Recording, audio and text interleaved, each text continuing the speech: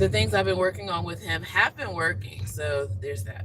All right. But today, as I'm leaving the apartment, it is officially summer for me as a teacher. I teach elementary school kids, and I'm a singer songwriter.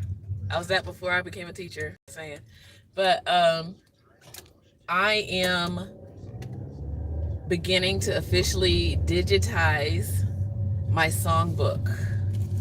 I have an official songbook. Do you see this? It is, yes, as I'm driving. Oh my gosh.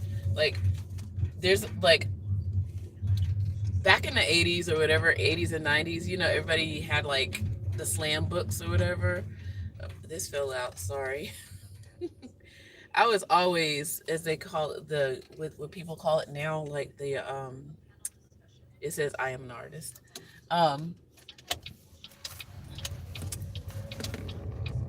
a visual of a person who manifests, I guess. Yeah, manifester. That's what people are calling that nowadays. So yeah, so you see how old this is? This was a piece of scotch tape that literally just fell out of my notebook. And then yesterday I was looking at this, and when I say slam book, it's like back in the 80s and 90s, you might relate to this. Like, people used to just write on other people's notebooks randomly. Just like there's graffiti out in the streets, people used to graffitify other people's notebooks just randomly, right? So I never gave this person. I can't remember who is Riza Bear. I was like, I don't remember. I remember her, but I can't remember her real name. So yeah, so this is an artifact, literally, from that time, and I am trying to digitize it now. So I'm also trying to think of how else am I going to record. Like, I was really thinking deeply on how to do this, because it's about 100 songs in here. Okay, so that's a lot of songs, first of all, that needed, like, long since due, that needed to happen. And based on how I would like to use them, I'm trying to think of how to best have them all in one place. Okay, meaning, yeah, I'm gonna have lyrics, which I was wanting to find an easier way to do this, but I'm just gonna have to go ahead and make lead sheets for the lyrics. And then I'm still trying to decide, how am I going to digitize the actual pages. Yeah, I would love to scan them in. Maybe that's another way I can do that too. Scan them in. And then the audio part, because a lot of them do have lyrics. I mean, like, not lyrics. A lot of them do have melodies, right? Some of them are full-on songs that I do perform. So yeah, I'm just trying to figure out best way to do it. Some of these songs I probably will never use myself. Some of these songs I may lease to other people, license, sync, that kind of thing. Some of them might build upon yet other songs, new songs. I don't know. But this songbook, these songs, are where I learned how to be a songwriter. Like, when I first wrote my first song, I was 11 years old, official. Okay, let me say that, official. And they are in here. But most kids, as I was musing with my teaching partner yesterday, it's like, yeah, most kids are naturally musical, if they're musical, whatever it is they are, they have it, kind of thing. But then they have to realize, are they beyond just the practicality of being musical, like singing songs and enjoying songs and stuff? Because most folks do that, they enjoy songs. Sorry, it's starting to rain now. And I was like, I need to get gas, but I mean, it won't stop me from getting gas, but still. And so most kids are musical, but then what makes them want to be a part of the creating process, because then there's that, right? So when I was 11, I felt that urge to be that. Or 10, probably 10, because I thought I was grown at 10. That was funny. Um,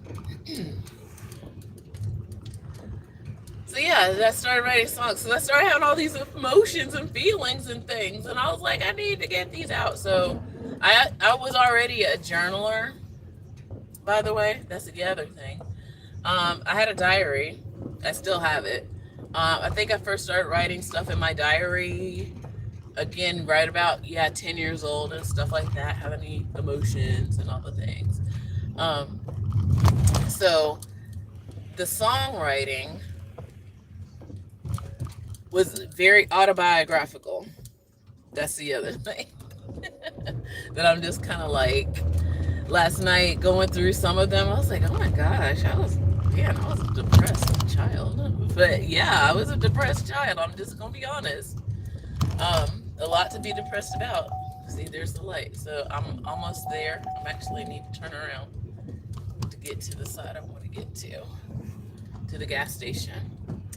So, um,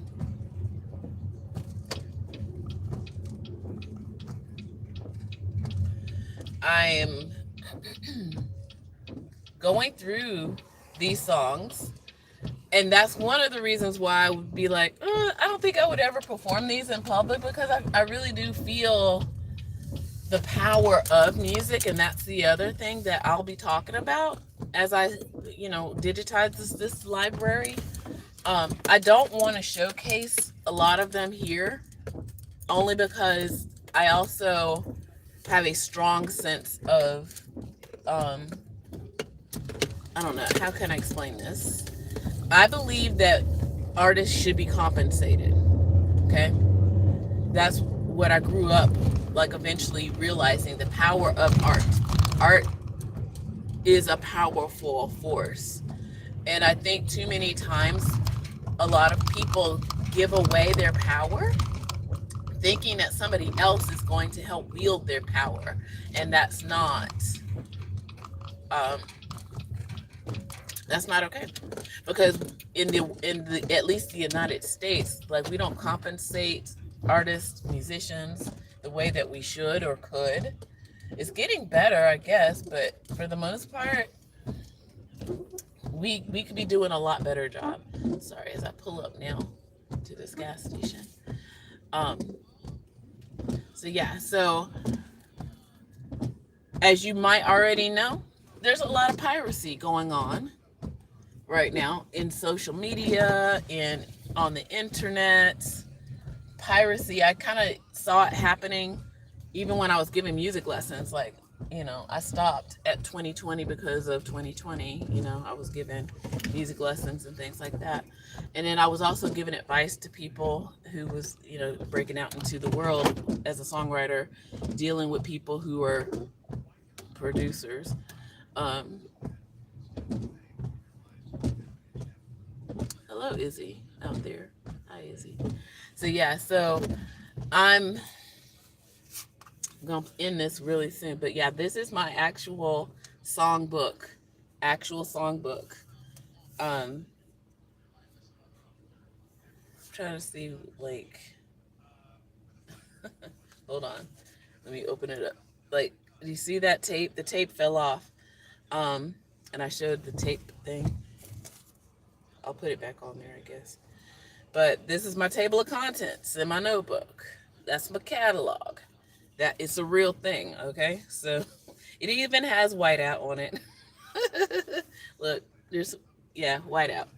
So this is a real thing, okay? And I've been holding on to this. Actually, I thought I was going to do this during the school year, but I was like, no, it just got away from me this school year. But I could definitely do it now and talk about the content of a lot of the songs that I have here. I think I was trying to do this based on the dates. So I got all the 88 songs, which I didn't start writing seriously until 1990. So I have one, two, three songs that officially written in 1988. I have one, two, three songs in 89. And it wasn't until 1990 that I got serious, like serious, serious. And I'm gonna go soon. So, and I had a rule for myself because I was like, um, I'm going to write a song a month or whatever. So 1990, 1, 2, 3, 4, 5, 6, 7, 8, 9, 10, 11. I think I made that. There might be another song floating around. So 11 songs in 1990. 1991, 1, 2, 3, 4, 5, 6, 7, 8, 9, 9. Okay, interesting. Yeah, so there's 9 here. So I've got some songs, yo. I got songs. And then I have another notebook too. From what I remember, like this one was the first one. Then I have another one that's like yellow and blue or something. I gotta go dig around for it. But um, so yeah, so that's what I'm doing.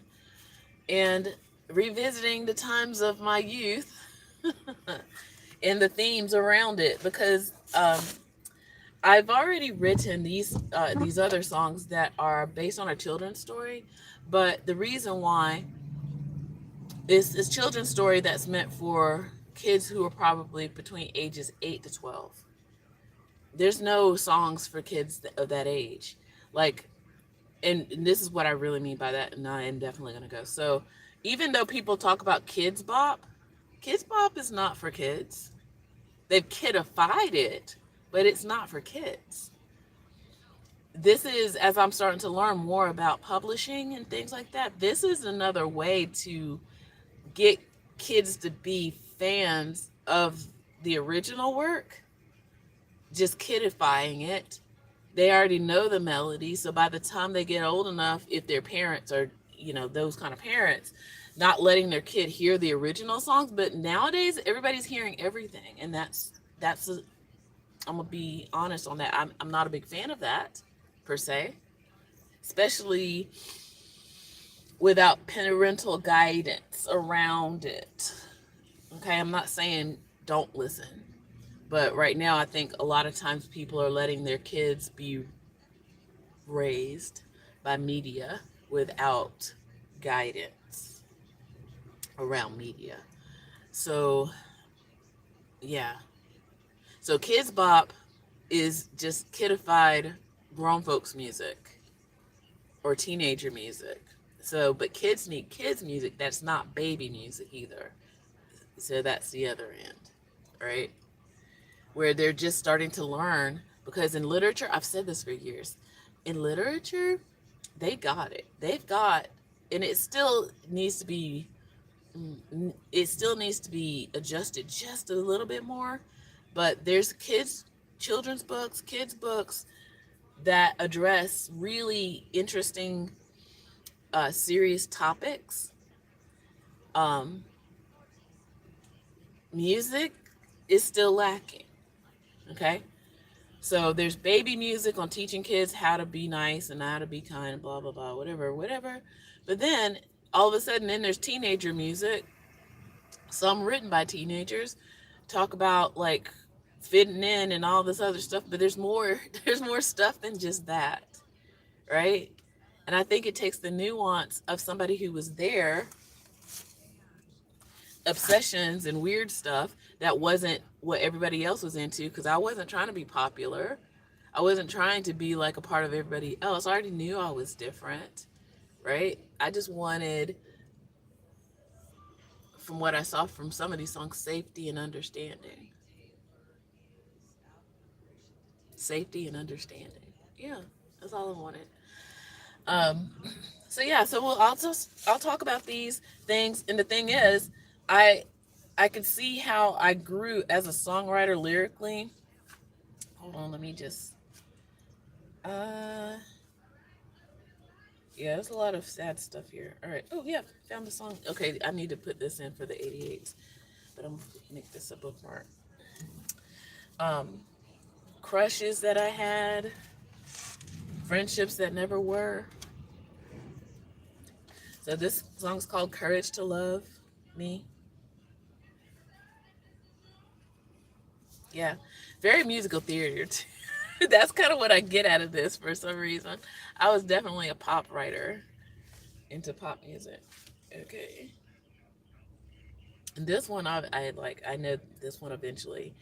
I'm surprised this one has never made it out of the book, but I like it a lot. So, um, but yeah, there's a song called Betrayal. I got some notes in here for chords and stuff. Written in 1992. Yeah. Yeah. Even some songs for some heroes that I had back then. Uh, yeah.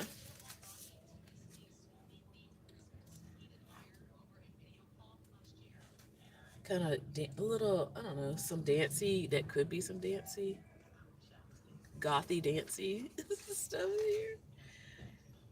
Oh my gosh, funny. And of course, I have my colored inks. That's the green. It's the purple. I'm telling you, it's good stuff here. All right, yeah. So I'm gonna go ahead and oh, this is a song I sang for a talent show. Yeah. So there's some memories here. All right, so I'm gonna go like and subscribe. I'm going to make this a part of a new playlist for myself. Okay, building my songwriter library.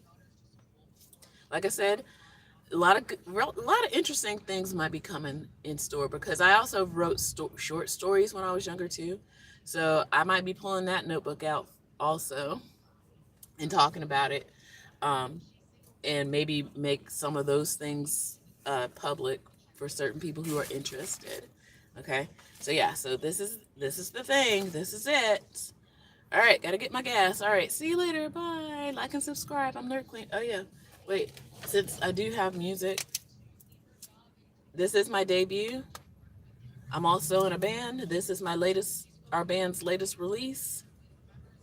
We're legit. Okay. All right. So Google me and like and subscribe and all that stuff. All right. See you later. Bye. Have a good one. Getting gas.